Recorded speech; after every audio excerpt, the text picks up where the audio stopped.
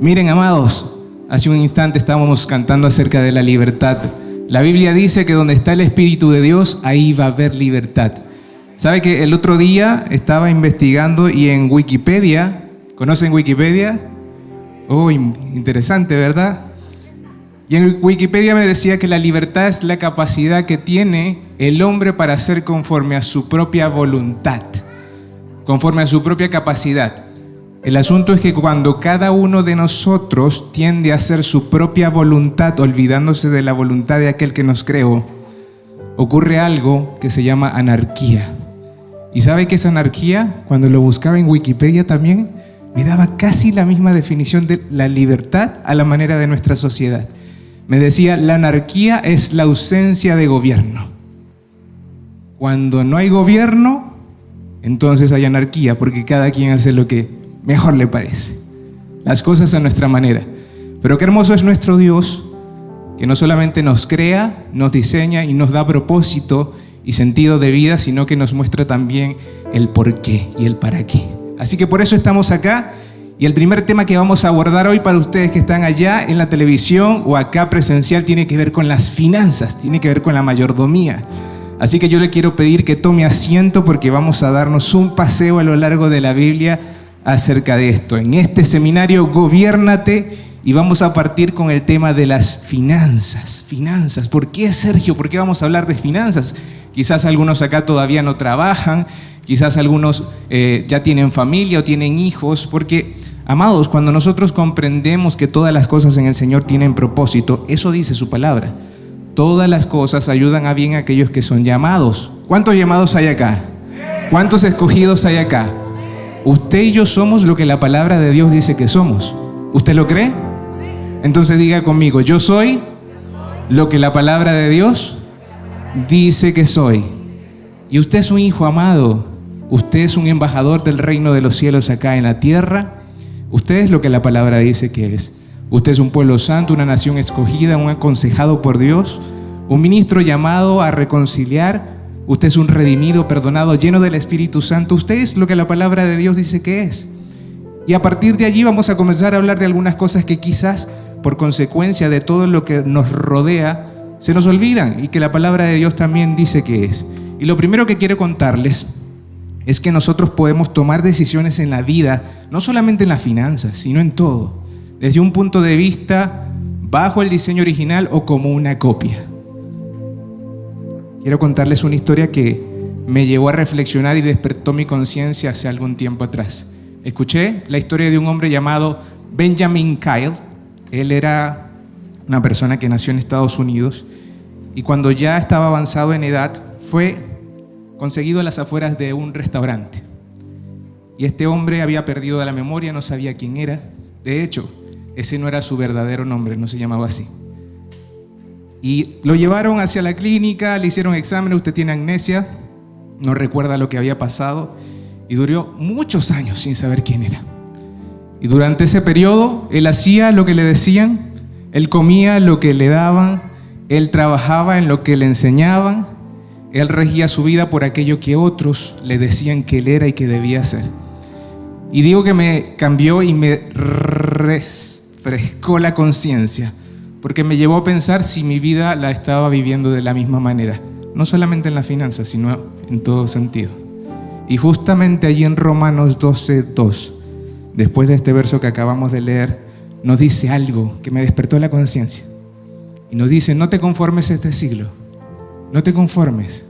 La NTV dice, no seas imitador de las cosas que te rodean. Efesios 5:1 nos enseña que como hijos de Dios, ¿cuántos son hijos de Dios? Entonces imiten la conducta de Dios. Entonces imiten a su Padre.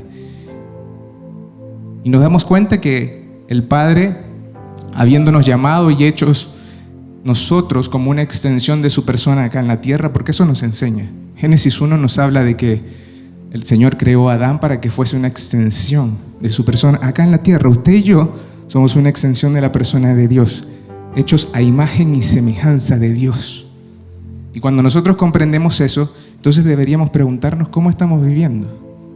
Si conforme a un diseño original por el cual fui creado y en el cual tengo un propósito eterno, o quizás como una copia de lo que me rodea y de cómo piensan aquellos que sigo. Y es lo primero que deberíamos de considerar antes de partir con esto. ¿Cómo estamos pensando y de qué manera? ¿De qué manera lo estamos haciendo? Y cuando nos introducimos un poco a hablar acerca de gobierno, esto no va a variar mucho. Y de gobierno en las finanzas, tampoco. Porque si la palabra de Dios dice que yo soy una extensión de su persona, un representante de Dios, usted es una sucursal del cielo a donde quiera que usted vaya. Usted es un portador de la presencia de Dios. Ya sea que esté en la universidad, en su casa, portándose bien o mal, ya sea que esté obedeciendo o desobedeciendo, usted es un portador de la presencia de Dios. Y a donde quiera que usted vaya, usted sigue siendo lo que el Señor dice que usted es. Aunque a veces lo olvidemos. Eso nos enseña su palabra. En cuanto al ámbito de gobierno, es bien interesante lo que les voy a decir.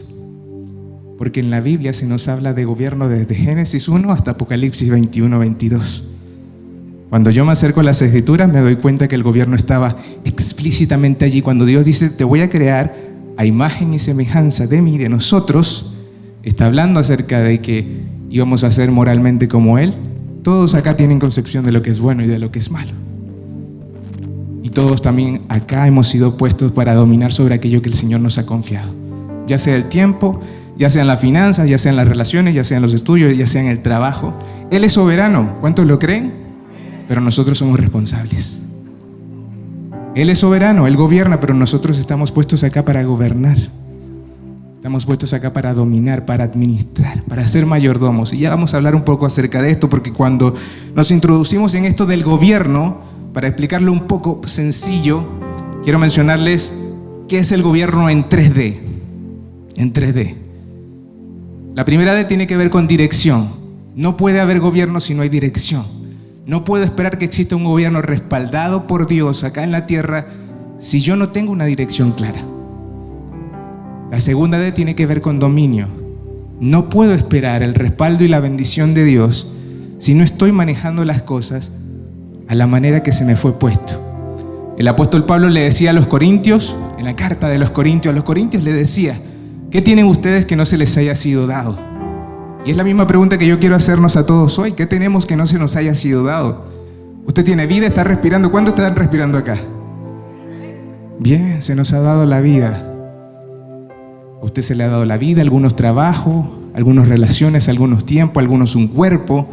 ¿Qué tienes que no te haya sido dado? Y si se te ha dado, ¿por qué te comportas como si no lo hubieses recibido de parte de Dios?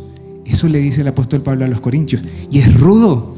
Es duro, pero a menos que nosotros tengamos un sentido de conciencia de dónde han venido las cosas y del por qué estamos acá y cuál es la posición que ocupa nuestro Señor, entonces no vamos a poder ejercer gobierno a su manera. Y la tercera D tiene que ver con destino. Tiene que ver justamente con destino. Entonces hablamos acerca de dirección. ¿Por qué de dirección? La palabra dice que hay camino que al hombre le parece recto, pero el fin es de destrucción. A veces a nosotros nos parece que estamos haciendo las cosas bien, ya sea en el manejo de las finanzas o de cualquier otro asunto, pero si está desalineado con respecto a aquello que se espera, entonces el fin no va a ser bueno. Cuando yo estoy conduciendo un auto, si yo sigo recto, puede que vaya a chocar. Son los giros que damos en el camino los que justamente permiten llegarnos a un destino. Y lo mismo ocurre con nuestra vida. Que nosotros podamos identificar que esa dirección el Señor nos las da. El dominio justamente tiene que ver con esto también. Tiene que ver con que nosotros reconozcamos que la manera en cómo nosotros manejamos las cosas tiene que ver mucho con la manera en cómo estamos viendo a Dios. La manera en cómo yo veo las cosas determina cómo las manejo. Si yo veo las cosas a mi manera, las voy a manejar a mi manera. Si busco aprender y entender cómo las ve el Señor, entonces las he de manejar a su manera. Y el destino, por supuesto, tiene que ver con a qué lugar espero llegar. A veces se define como éxito, pero ¿sabe qué? El éxito a la manera de Dios no es un destino. El éxito a la manera de Dios no es un destino, porque si fuese un destino, entonces estaríamos acá viviendo en fracaso, de fracaso en fracaso, hasta que lleguemos a un lugar llamado éxito. Pero la Biblia no nos enseña eso.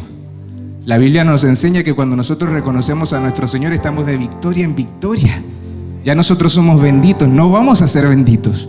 Nosotros no vamos a ser guiados por el Espíritu Santo. Romanos 8:14 dice, los que son hijos de Dios son guiados por el Espíritu de Dios. No está hablando de un tiempo futuro, está hablando de un tiempo presente. La pregunta es si lo reconozco y me pregunto cómo nos guía Dios, pero Él lo hace. El éxito a la manera de Dios no es un destino, es un lugar donde vivimos. Porque éxito a la manera de Dios es justamente el que podamos nosotros comprender que bajo su gobierno nosotros podemos gobernar a su manera y todas las cosas a su manera van a salir como Él quiere, amado. Su palabra no regresa vacía. Así como la lluvia cae sobre la tierra y hace germinar, como dice Isaías 55, de la misma manera, la palabra de Dios cae sobre nuestras vidas a medida que nos exponemos y somos buena tierra, la recibimos y la palabra justamente nos enseña que no va a regresar vacía, sino que llega para hacer prosperar todo lo que toque conforme a aquel propósito para el cual fue enviada. Eso nos enseña la Biblia. Y eso lo tenemos que tener como base para entender lo que es el gobierno. Entonces, entendemos el gobierno como dirección, dominio y destino. Eso como punto de partida. El asunto es que a veces, si nosotros viésemos nuestra vida como una película, pudiésemos decir que eso solamente se ve en cines. Pero el asunto es que cuando nos acercamos nos damos cuenta que no es así. Y yo quiero hacerles una pregunta. Si el gobierno de tu vida, en las finanzas, en el tiempo, en todo, fuese como una película, ¿cómo sería? Imagínate. Si tu vida fuese como una película, ¿cómo sería? ¿Sería quizás una película de terror? No, Sergio, me da miedo que me preguntes por eso, porque no te imaginas por todo lo que he pasado. O quizás será como un drama. Oh, ya me vas a hacer llorar. O quizás será una aventura. Conforme vengan los días, Sergio, la palabra dice que cada día tiene su afán. Que no me preocupe por nada. Sí, pero también me enseña que tengo que ocuparme para no preocuparme. Hasta Dios hace planes. Desde antes de la fundación del mundo, el Cordero ya había sido inmolado. Cuando Cristo estuvo haciendo su ministerio, ya Él sabía lo que iba a hacer. ¿Por qué? Porque buscaba la voluntad de su Padre. O quizás pudiese decirme usted que su vida es una comedia, es como una comedia algunos días. O quizás es una fantasía que yo me imagino como quisiera que fuese, pero no es así, Sergio. O quizás un musical. Cansado del camino. Quizás. O quizás está en pausa, o quizás no tiene fecha de estreno todavía el gobierno. Pero la manera de Dios nos muestra algo que quiero presentarles. Y es que desde el principio vemos nosotros que el guión de nuestras vidas ya estaba preparado. El guión de las cosas que van a suceder y de las cosas que están sucediendo y de cómo hemos de gobernar ya está preparado. El guión de la película ya está. Acá está el guión. Acá está el guión. Y usted y yo somos gobernantes en medio de ese guión, reconociendo que existe un director. Ese guión está avanzando y la película se está rodando. La pregunta es si nosotros estamos avanzando conforme a la película se va rodando, a la manera de Dios.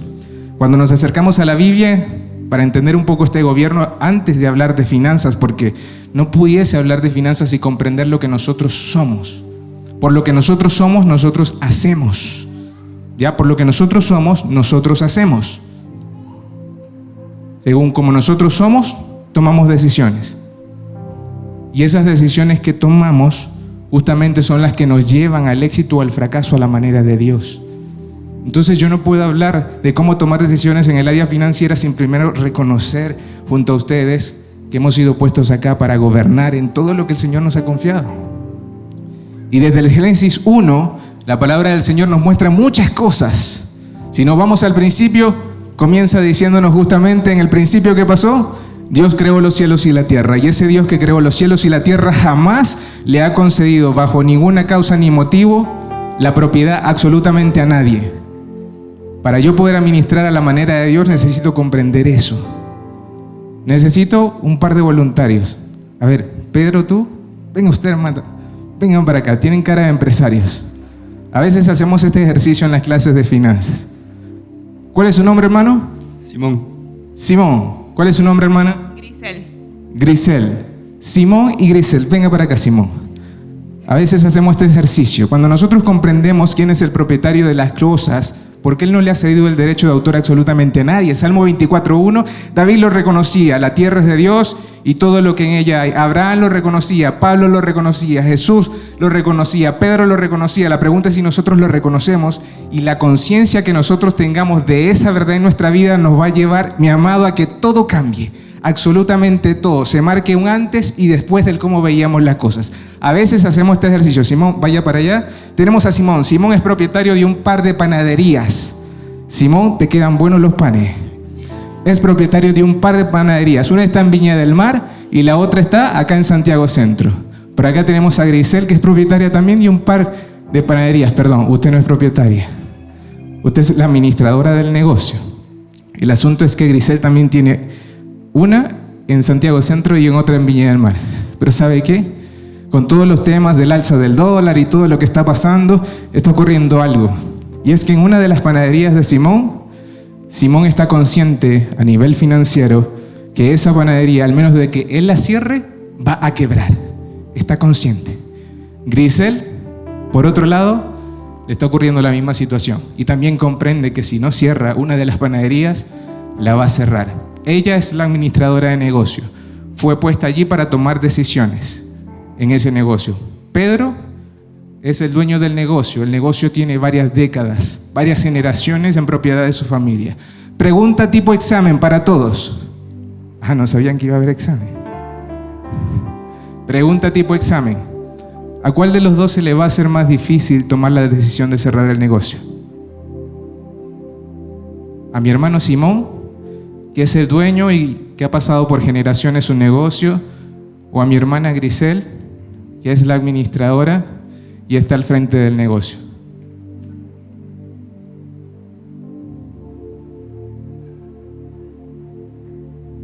Pregunta de examen.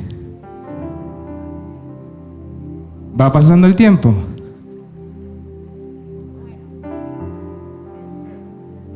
Se le va a hacer más complicado. Se le va a hacer más fácil. ¿Por qué? Porque no es la propietaria, es la administradora. Muy bien, por acá creo que dicen lo mismo. Sí. También apuntan a Grisel. ¿Cuántos creen que a Grisel se le va a hacer más fácil? Ok, varios dicen que a Grisel se le va a hacer más fácil. ¿Sabe qué pasa con nuestra vida? Exactamente lo mismo. Y claro que sí. A Grisel como administradora se le va a hacer más fácil porque ella reconoce que ella no es la dueña del negocio. Ella es solo la administradora, mientras que Pedro está atado emocionalmente con el negocio y se le va a complicar. Y lo mismo ocurre con nuestras vidas, amados. A veces nosotros no vivimos por convicciones, sino por emociones, porque nos creemos dueños incluso de nuestra vida. Pero acorde a lo que acabamos de leer y todos dijeron amén. En el principio Dios creó los cielos y la tierra. Ese Dios que creó los cielos y la tierra jamás ha concedido la propiedad de nada a nadie. Usted y yo no tenemos nada. Nada. Hasta la vida se nos podría ser quitada. Y la palabra nos enseña justamente que aún viviendo de prestados, hay propósito en ello y hay propósito en comprender de quién son las cosas. Gracias, amados. Denle un aplauso a estos hermanos amados que están acá. A menos que yo comprenda esa verdad, hay cosas que realmente van a cambiar en mi vida y en la administración de las cosas que poseo. El título de este mensaje es Gobernando mis finanzas. ¿Y sabe qué? Le comentaba a los chicos de multimedia, les decía que ese título es peligroso. Es más peligroso que mi abuelita en una moto. Tengo una hija de 8 meses, más peligroso que entregarle un cuchillo recién afilado a mi hija. Y ya se va a dar cuenta por qué. La palabra nos muestra desde el Génesis que el Señor es creador. Apocalipsis 21:22 nos habla de que Él se mantiene en su trono. Todas las cosas, conforme a ese diseño original, serán consumadas y restauradas. Y están siendo hoy porque justo para eso vino Cristo. Cristo dijo, yo he venido para traer libertad a los cautivos, a aquellos que no podíamos ver. Decíamos hace unos instantes y adorábamos y yo les veía con los ojos cerrados. Sí, es cierto, donde está el Espíritu de Dios hay libertad, pero esa libertad es justamente para que se quiten los velos y podamos ver la gloria de Dios, y por esa gloria nosotros podamos ser transformados y formados a la imagen de su Hijo, y nosotros podamos gozar de vivir por aquello que Él dice que nosotros somos y no por lo que nosotros creemos o por lo que alguien me dice que yo soy. Usted no está acá ni yo para vivir por lo que alguien me dice que yo soy o según yo me sienta, sino por lo que el Rey de Reyes, el Señor de Señores, que me creó, ha establecido desde antes de la fundación del mundo que yo sería. Y yo reconozco que soy un escogido, soy redimido, soy perdonado, soy embajador, soy mayordomo, soy gobernador de aquello que Él me ha confiado. No hay nada que usted tenga en este momento que no le haya sido confiado por Dios. Dice la palabra en Santiago 1 que toda buena dádiva viene de lo alto, viene justamente de Él. Y cuando nosotros reconocemos dónde estamos y hacia dónde vamos, entonces esa película nosotros podemos reconocer en qué momento estamos nosotros de la película y qué estamos viviendo también en este momento. Porque Cristo vino para hacernos partícipes y que nosotros pudiésemos vivir en medio de ese gobierno como un anticipo de aquello que vamos a hacer por la eternidad. Imagínese usted va a estar por la eternidad, como dice Apocalipsis capítulo 1, como rey y sacerdote de Dios. Y acá Cristo vino para que el reino de los cielos pudiese ser reconocido y que nosotros reconozcamos que acá, mientras estemos en la tierra, de la misma manera nosotros hemos puesto como sacerdotes y gobernantes de aquello que se nos ha confiado en el Señor. Aquello que vamos a hacer por la eternidad en este momento, mis amados, lo estamos ejercitando. Y a menos que yo lo reconozca, entonces qué triste sería que voy a pasar la eternidad haciendo algo que ahora no hago. Pero cuando me acerco a la Biblia me aclara todo esto, por supuesto.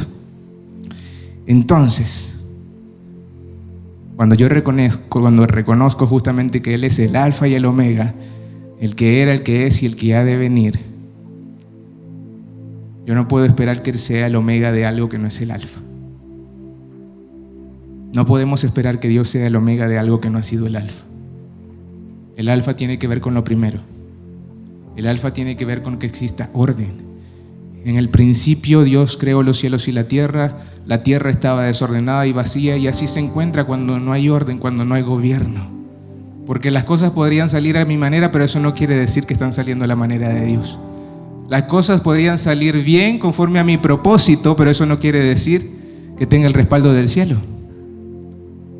No es sinónimo de. Y en ese principio Dios dijo, hágase la luz, y la luz justamente permitió que se separara lo que eran las tinieblas de la luz, y en medio de ese reconocimiento es donde Él trajo orden. Y en medio del orden, ¿sabe qué pasó? Él creó al hombre. Lo creó en medio del orden, no en medio del desorden. Cuando el hombre fue creado, lo primero que el Señor le dijo es: te bendigo, ahora ve, fructifica y multiplica. No podemos esperar que el Señor respalde algo que no esté en orden. No podemos esperar que Dios sea el omega de algo que no ha sido el alfa. Y para ilustrar un poco esto, quiero mostrarles la historia de alguien, de un joven en la Biblia, que estaba leyendo por consecuencia de este tiempo que estamos teniendo y que me llamó mucho la atención. En el segundo libro de Crónicas, capítulo 10, se nos habla de un joven llamado Roboam. No sé si alguien habrá escuchado hablar de él, quizás no se predica mucho de Roboam, pero para ponerlo en contexto, Roboam era hijo de Salomón, era el sucesor al trono. Para ponerle en contexto, Salomón era hijo de David, del rey David, un hombre conforme al corazón de Dios. Pero cuando llega el poder a este hombre, a este joven llamado Roboam, la palabra dice que algo pasó. Habían pasado 40 años del reinado exitoso de David, a la manera de Dios, un hombre conforme al corazón de Dios. Luego llegó Salomón, 40 años más, un homre conforme al corazón de Dios, que cuando justamente inició su reinado ocurrió algo espectacular. Se acercó a Dios y el Señor le dice: pide lo que quieras, Salomón, pide lo que quieras. ¿Sabe qué pidió Salomón?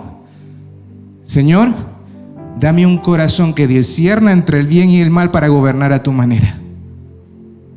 No pidió riquezas, no pidió que me vaya bien, no. Quiero sabiduría para gobernar lo que me has confiado. Y vemos cómo terminó el reinado de Salomón. Se mandó varios libros en la Biblia. Y después llegó Roboam, el hijo de Salomón. Y nos enseña la Biblia que en medio de la llegada de ese gobierno de Roboam, cuando él tomó el trono, la primera decisión que tuvo que tomar fue una decisión financiera, una decisión económica. Y llega Roboam, se presenta el pueblo y el pueblo le dice: Roboam, necesitamos tu ayuda porque las cargas que tenía tu padre con nosotros eran muy altas. Necesitamos que nos ayudes con los impuestos. Necesitamos que lo hagas y nosotros te prometemos que vamos a servirte. ¿Sabe qué hizo él? Primeramente se fue a buscar consejo donde los ancianos, donde los sabios, donde los consejeros de su padre, aquellos que conocían la ley, aquellos que conocían la palabra, y ellos le entregaron su consejo. Le dijeron: accede, es tu pueblo, trátalos bien para que te vaya bien. Pero después se fue a buscar consejos, dice la palabra de Dios, con los jóvenes. Y con los jóvenes, esto no lo estoy menospreciando, no, para nada. Acá nos estamos refiriendo a algunas personas que se habían criado con él, que se habían levantado con él, pero que no tenían idea de lo que era gobernar. Entonces fue a pedirle un consejo a aquellos que no tenían idea de cómo gobernar. Y ellos le dijeron: ¿sabes qué, Roboam? Tú lo que tienes que hacer es decirle que que la cintura de tu padre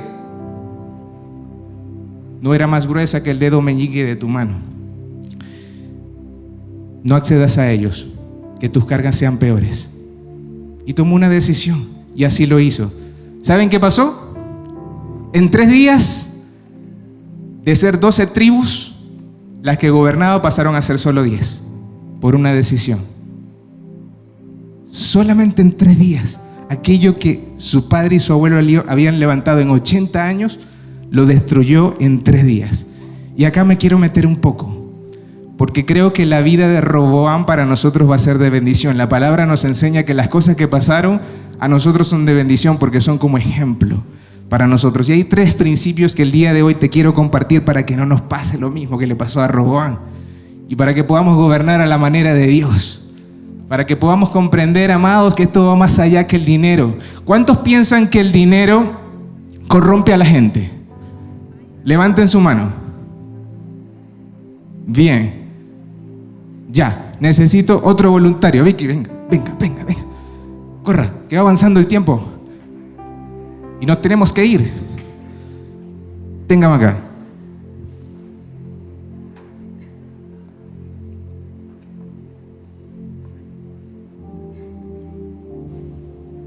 Ya, miren, dólares están aumentando de precio. Ya, voy a hacer algo y prepárense los que levantaron las manos, o todos, y allá atrás quizás quienes se están apoyando con el botiquín de primeros auxilios, preparados para llamar a emergencia, porque me acaban de decir que el dinero corrompe a la gente.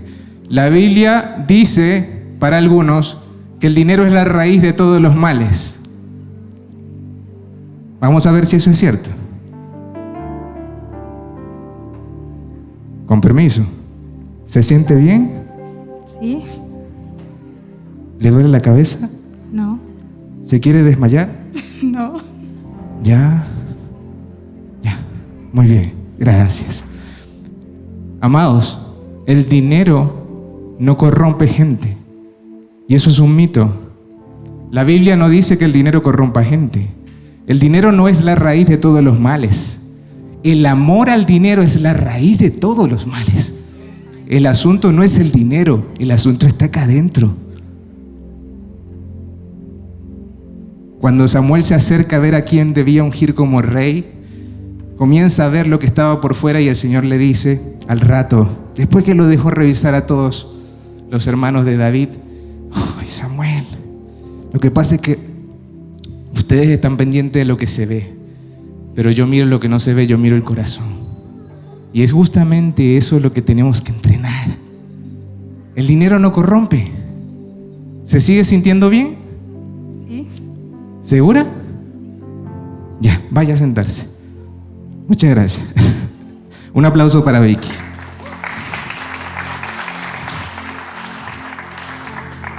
Mis amados, el dinero no corrompe. El asunto es lo que está acá adentro. Si no, Abraham se hubiese corrompido. No tiene que ver con lo que hay afuera. De hecho, para el Señor no es un problema lo que tenemos en el bolsillo. Cuando la Biblia habla de muy poco, si no has sido fiel en lo poco, en lo mucho se te pondrá. Lo poco es todo lo que tenemos acá en la tierra. Sea poco, sean 5,000 pesos, sean 1,000 o sea ninguno. sea solamente mi vida, sea solamente mis palabras o sean 10 millones de dólares. No tiene que ver con cantidades, no tiene que ver con edades, ni siquiera. No tiene que ver con eso. Lo que vemos aquí nosotros en Roboam era un tema de madurez. ¿Cuántos estuvieron en el encuentro de jóvenes? Bien, como algunos no estuvieron ese día, mencionábamos lo siguiente: la madurez no tiene que ver con los años. No tiene que ver con los años. Roboam tomó decisiones financieras que llevaron a la destrucción de su reino, pero vemos a un Josías que cuando comenzó a reinar tenía 8 años. Y dice la palabra de Dios que Josías fue rectito, haciendo la voluntad de Dios y haciendo lo que tenía que hacer, y su reino prosperó conforme a aquello que el Señor quería que ocurriera. No tiene que ver con edades. Hebreos 5:14 nos dice justamente que la madurez tiene que ver con el ejercicio del discernimiento del bien y del mal. No tiene que ver con lo que tengamos o no tengamos. Madurez no tiene que ver con años. Podría haber aquí alguien de 10 años más maduro que alguien de 30, porque no tiene que ver con años. Tiene que ver con el ejercicio de la verdad. El alimento sólido, dice Hebreos 5:14, es para aquellos que han alcanzado la madurez, a los que por el uso tienen los sentidos ejercitados en el discernimiento del bien y del mal. Por el uso. Yo no puedo pretender que me salgan músculos yendo solamente un día al gimnasio. Yo no puedo pretender, si quizás lo estoy haciendo por ese motivo, bajar de peso, si quizás hago un día de dieta. No puedo pensar en eso, porque es justamente el ejercicio, la continuidad, lo que me va a llevar a mí a que la madurez se pueda desarrollar. La capacidad es algo que yo puedo aprender de forma rápida, pero el crecimiento, la madurez es algo que es a fuego lento. Y esa palabra es un poco peligrosa también para nuestra generación, ¿verdad? Porque queremos las cosas rápidas y a veces las cosas, pensamos aquellos que estaban el día del encuentro de jóvenes, como el hijo pródigo: Padre, quiero las cosas para allá, ahora dame la parte de la herencia que me corresponde, y cuando me la des, me voy a otro lugar lejos para manejarlas a mi manera, como se me antoje. ¿Sabe cómo se llama eso? Anarquía, ausencia de gobierno, ausencia de dependencia. Y es a donde llegamos cuando justamente no reconocemos que para nosotros poder gobernarnos necesitamos reconocer un gobierno mayor. Porque Dios no nos llama a gobernar de forma dictatorial o autoritaria, sino sujetos a Él. Nuestra constitución, como algunos dicen, es el Sermón del Monte. Y lo primero que Jesús dice, Mateo 5, el Sermón del Monte: bienaventurados, benditos, dichosos, felices los pobres de espíritu, los que dependen, porque de ellos va a ser el reino de los cielos. Eso es lo que dice. Esta es nuestra constitución. Entonces nuestro nivel de crecimiento determina nuestra capacidad de gobierno. A veces queremos llegar a lugares wow, donde nadie ha llegado, o a veces queremos pasar de un nivel a otro, pero nuestro nivel de crecimiento va a determinar nuestra capacidad de gobierno. Le pasó a Roboam, no puede pasar a nosotros. Roboam tenía limitaciones, nosotros también la tenemos. Limitaciones, quizás podríamos pensar, no sé, el Capitán América no tiene limitaciones, ¿verdad? Pero él es de ficción. A excepción de Jesucristo, mi amado, todos los que estamos acá tenemos limitaciones para gobernar a la manera de Dios. Y a menos que reconozcamos que necesitamos ayuda, entonces hay cosas en las que no vamos a crecer ni vamos a poder manejar a la manera de Dios. Veamos rápidamente las limitaciones de Roboam. Primero, nos damos cuenta de esto, que le ocurría a él y le ocurría a su cuerpo, a su pueblo también. Número 1, limitaciones de carácter. La primera limitación que vemos en Roboam tiene que ver con la necesidad de humildad que había en su corazón. Al momento de asumir el reinado lo hizo con un corazón muy, muy diferente al de su padre, al de Salomón. En la primera prueba que tuvo, no demostró el mismo nivel de humildad. Y amado, las pruebas no están acá adentro, las pruebas están después que nosotros recibimos el consejo. Una vez que nosotros salimos día a día, tenemos que tomar decisiones. Humildad tiene que ver con que yo reconozco justamente que aunque tengo la capacidad para hacer lo que yo quiero, yo dependo y me cohíbo. Eso fue lo que hizo Cristo. ¿Cree usted, por ejemplo, que Jesús antes de los 30 años, cuando inició su ministerio, quizás no podría hacer milagros y no pudo haber salido a predicar? ¿Sabe qué? Cuando me acerco a la palabra de Dios me doy cuenta que sí lo pudo haber hecho. Pero cuando veo su primer milagro en el libro de Juan, que para mí es un libro que refleja las emociones y el carácter de Jesús, me doy cuenta que cuando, antes de que Él transformara el agua en vino, le dice a su madre: madre, todavía no ha llegado mi tiempo. Aunque Él tenía la capacidad para hacer algo, en humildad y en sujeción al gobierno de su Padre, dijo: cuando tú digas, Padre, y lo que tú digas. Y cuando leemos los evangelios nos damos cuenta de eso. Un Cristo que dice: yo no he venido para exaltar mi nombre, sino para glorificar el nombre de mi Padre. Yo no he venido para agradar a los hombres, sino para agradar a mi Padre. La pregunta es si nosotros estamos tomando a veces decisiones financieras de esa manera. Porque a veces pudiese yo tomar una decisión simplemente para agradar a alguien. No, es que mi compañero tiene... Tú no sabes, Sergio, me siento mal porque tiene el iPhone 18 y yo tengo el 1. Y de pronto el 1 me funciona, pero me siento mal. Entonces quizás tome una decisión simplemente por lo que estoy viendo. Vemos a un Cristo que nos enseña justamente lo que representaba la humildad. Primera de Pedro 5:5 dice: Dios resiste a los soberbios y da gracia a los humildes. No dice que da gracia a los orgullosos. No puedo pensar que estoy creciendo cuando mi orgullo es el que gobierna mis decisiones. No puedo pensar que estoy creciendo cuando la independencia es la que gobierna mis decisiones. No puedo pensar que estoy creciendo a la manera de Dios cuando el desorden gobierna mis decisiones. Jesús lo decía. Mateo 11:29: aprended de mí que soy manso y humilde de corazón. No tiene que ver con sentirme menos, no tiene que ver con un tema de autoestima. De hecho, para algunos la humildad es sinónimo de debilidad, pero no saben cuánta fortaleza se requiere para justamente sujetarnos a la voluntad de Dios y hacerla, aquella que nos da propósito eterno. Humildad es dependencia. Vemos también en Roboam que Roboam no fue paciente, y a veces eso nos puede ocurrir a nosotros justamente, y debemos preguntarnos en medio de las decisiones que hemos de tomar, no solamente financieras sino de cualquier índole, si justamente es la impaciencia lo que nos está moviendo. Eso nos puede pasar justamente. Vemos también en Roboam que justamente la necesidad de misericordia era algo que no existía.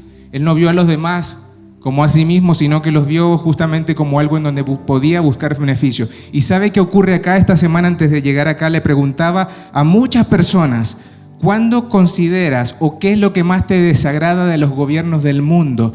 Y sí, quizás hay cosas que nos desagradan de los gobiernos del mundo. ¿Saben qué me respondían?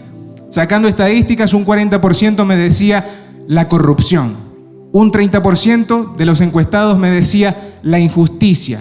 Otro 30% me decía: es que ocupan aquello que se les ha confiado para gobernar una nación para sus propios fines. Y otro 10% me decía otras cosas. La pregunta para con todos nosotros gobernantes es: ¿lo que se nos ha confiado lo ocupamos conforme a aquella autoridad que se nos ha dado para la nación a la que pertenecemos? Porque la palabra de Dios dice que yo soy conciudadano de los santos y miembro de la familia de Dios, parte del reino de los cielos, y es mi nación y es la suya también.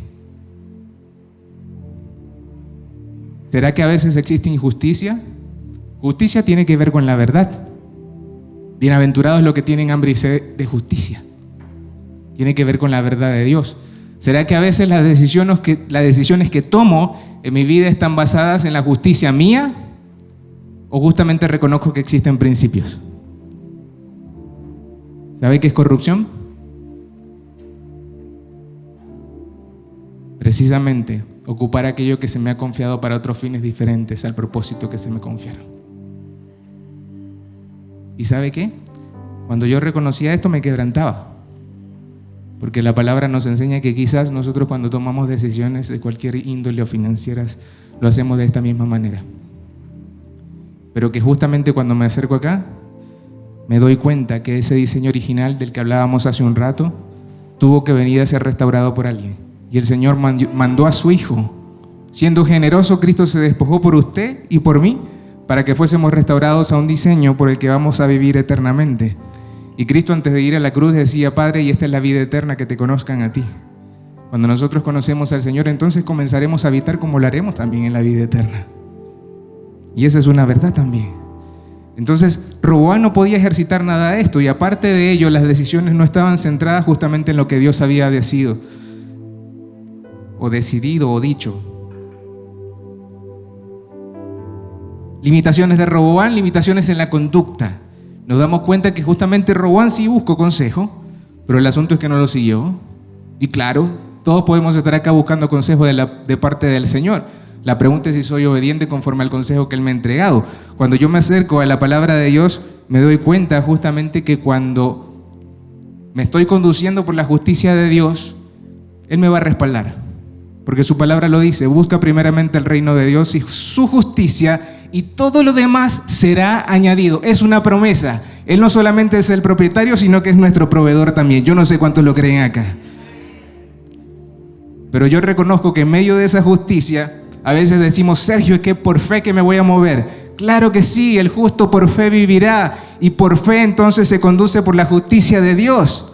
Se necesita fe para poder confiar en las promesas de Dios y conducirnos en ella. Y rápidamente, porque se me está agotando el tiempo, quiero mencionarle una pequeña historia que nos va a llevar un poco más profundo en esto, porque yo puedo conducirme por lo que yo creo que está bien o por los principios del reino.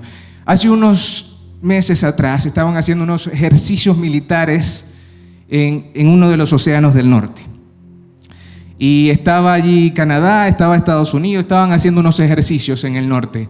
Y lo que ocurre es que estaban ocupando buques de guerra.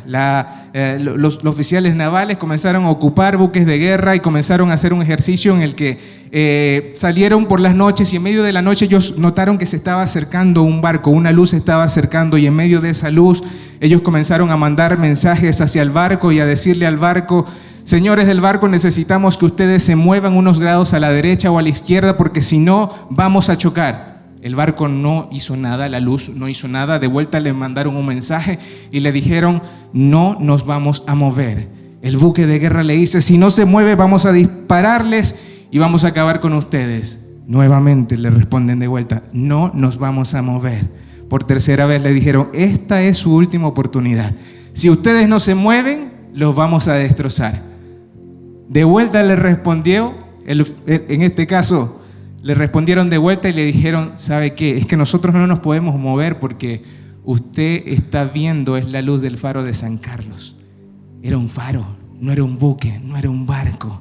¿Y sabe qué pasa con nosotros? Que a veces nos movemos así, con las cosas del Señor. Porque la palabra nos enseña que es lámpara a nuestros pies y lumbrera en nuestro camino. Este es el faro. El Señor no va a cambiar, su carácter no va a cambiar. La palabra no va a cambiar, va a seguir siendo la misma. Él era, es y será el mismo. Él es inmutable, Él no cambia, Él no varía. Pero usted y yo, cuando nos acercamos acá, sí somos transformados. Sí nos movemos por consecuencia de comprender cuál es el faro que nos guía hacia el norte, hacia donde el Señor nos quiere llevar. Y en el ámbito financiero ocurre exactamente lo mismo.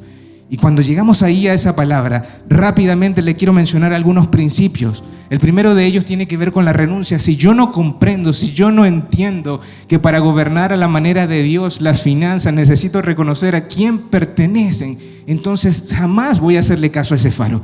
Jamás. Si yo no comprendo que por consecuencia de la fe el Señor me entrega un orden para que yo viva en medio de bendición, no para que sea bendito en el futuro, sino para que yo reconozca que soy bendito hoy. Bendito el Padre de nuestro Señor Jesucristo, que nos bendijo con toda bendición espiritual en los lugares celestiales en Cristo Jesús.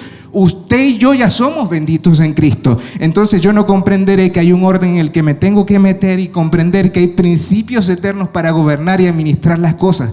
Y que por consecuencia sí, esto me va a llevar a que se produzca como resultado algo que se llama dominio propio. El dominio propio tiene que ver con que yo reconozco en humildad que no es a mi manera, sino a la manera de Dios, porque a su manera es infinitamente mejor y que es un fruto del Espíritu Santo. Y usted y yo somos guiados por el Espíritu Santo. Entonces, por consecuencia, yo ya tengo ese fruto.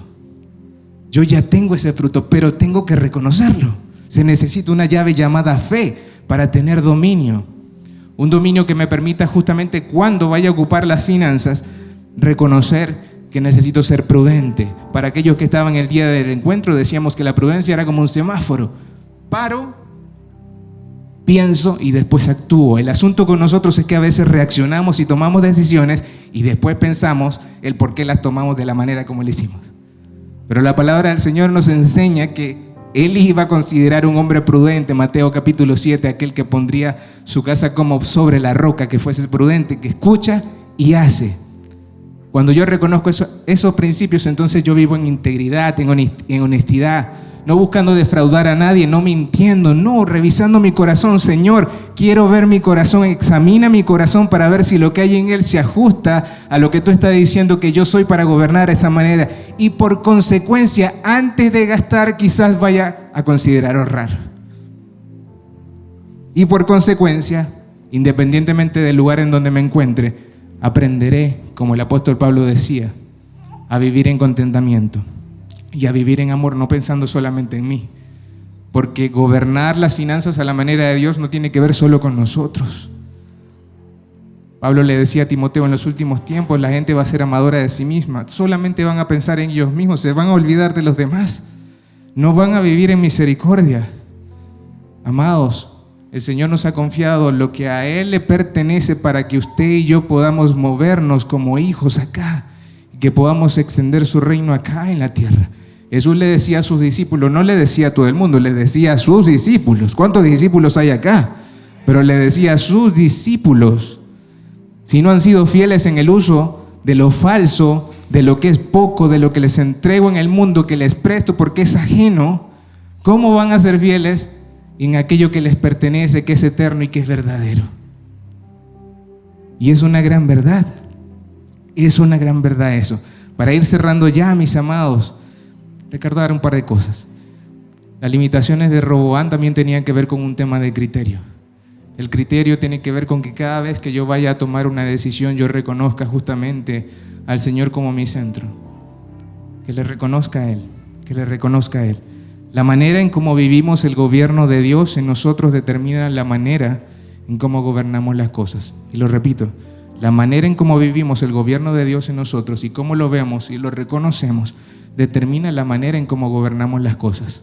Las finanzas, mi familia, mis hijos, las relaciones, el trabajo, todo. A veces pensamos que porque estamos trabajando, no, es que mi trabajo es secular, Sergio. Tú no entiendes cómo me tratan en mi trabajo secular. Secular. ¿Dónde aparece esa palabra en la Biblia? Si yo reconozco que soy sacerdote del Rey de Reyes, a donde quiera que yo vaya, yo soy portador de su presencia. Ya sea que esté en un trabajo, en un hospital, en una cárcel, en la calle, a donde quiera que vaya. Yo reconozco su presencia, entonces no hay tal cosa. Para cerrar, póngase de pie. Póngase de pie para ir cerrando. Si no me voy, si no mi esposa me va a decir: Sergio, es que se te activó el modo Tarzán. ¿Sabe cómo es el modo Tarzán? Me voy por las ramas. Mis amados, para ir cerrando, al final del reinado de Roboam quedó escrito algo. Fue un rey malvado, porque no buscó al Señor con todo su corazón. Y al final de nuestros días, en medio del gobierno de aquello que el Señor nos ha confiado, no ocurra lo mismo, sino que yo deseo, anhelo que en nuestro corazón se despierte un sentir y comience a arder justamente reconociendo lo que somos en Él. Reconociendo que la edad no es una excusa. Reconociendo que aquello que tenemos no es una excusa para vivir por aquello que el Señor nos ha confiado. Nos ha confiado. Que la fidelidad es un presente cuando lo tenemos a Él. Y se convierte en una realidad cuando reconocemos su gobierno.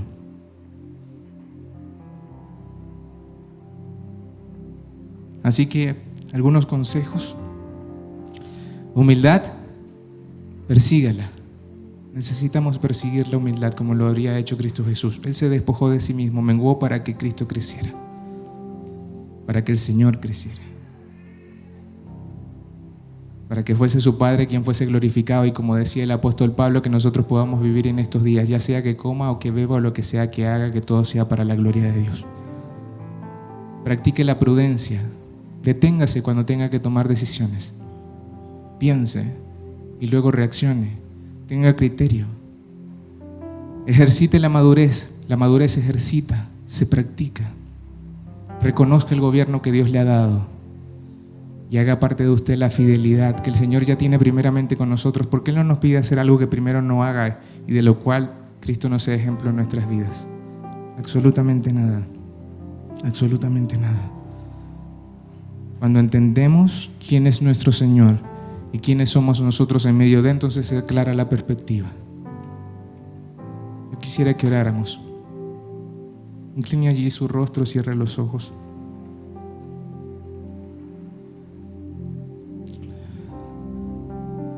Cuando entendemos quién es el Señor y quiénes somos nosotros, entonces se aclara la perspectiva. Dejamos de enfocarnos en lo temporal solamente y ponemos nuestra vista en lo eterno. Dejamos de enfocarnos en quizás las manchas, los errores, el cómo lo hicieron otros, el cómo lo hicieron nuestros padres, el cómo lo hemos visto, y nos damos cuenta que se nos ha confiado un territorio para que gobernemos. Libertad, amada familia, es saber cuál es el propósito, que se puedan quitar velos para ver lo que Dios ve y las cosas puedan ser gobernadas a su manera. No a la manera del mundo, sino a la manera de Dios. Sino a la manera de Dios. Y cambiaremos el título entonces de este mensaje, y no será cómo gobernar mis finanzas, Señor, sino cómo gobernar tus finanzas. Cómo gobernar lo que es tuyo, porque no tengo nada y a ti te pertenece todo. Ya no será cómo darme gloria y exaltar mi reino, sino reconocer que así como Jesucristo oraba, nosotros también lo hagamos.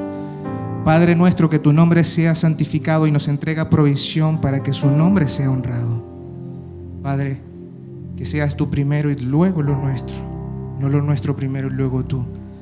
Señor, aquí están tus hijos, una generación que quiere honrarte, que está dispuesto a rendir lo que considerábamos como nuestro, que reconocemos que vivimos de prestado para darte gloria, para que nuestro carácter pueda ser formado, para que ejercitemos misericordia, para que ejercitemos prudencia, para que vivamos entendidos, no engañados.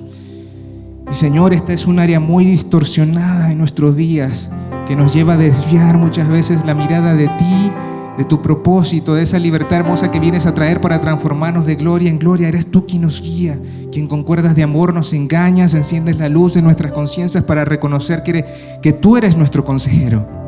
Aquí están tus jóvenes, Señor, una generación entendida, no engañada, una generación emergente, no ensimismada, una generación encendida, no enaltecida, que hoy decide renunciar, Señor, al señorío propio para que seas tú quien señoree y quien gobierne. Que hoy es levantada, Señor, para resplandecer tu luz, para reflejar tu luz, para que nuestros días no sean gobernados por las circunstancias, por las tentaciones, por la influencia de cualquier enseñanza que se levante, sino justamente por tu palabra. Padre, aquí están tus hijos. Y así como los cielos proclaman tu gloria, que nuestras conductas también lo hagan, Señor. Así como tú estás en el cielo, en tu trono, que puedas estar entronado en nuestros corazones y que puedas remover todo lo que nos aparte de ti. Y así como hiciste en el principio, Señor, que en este día se haga en medio de este seminario, que se haga la luz, Señor, y que todo el caos, por consecuencia del orden en que tu luz viene a traer, Señor, pueda ser echado fuera de cada uno de los jóvenes que acá se encuentran en este día, Señor, porque somos benditos en ti, somos lo que tu palabra dice que somos y reconocemos que tú eres lo que tu palabra dice que es, el Rey de Reyes, el Señor de Señores, el Alfa, el Omega, el principio, el fin, admirable consejero, príncipe de paz, Rey de Reyes, Señor de Señores. Y aquí estamos, Señor, como una generación entendida que en este día viene a reconocerte en esta y todas las áreas. Gracias, Señor, por traer libertad en el nombre de tu Hijo Jesús. Amén. Amén, amada familia. Dele un fuerte aplauso a nuestro Señor.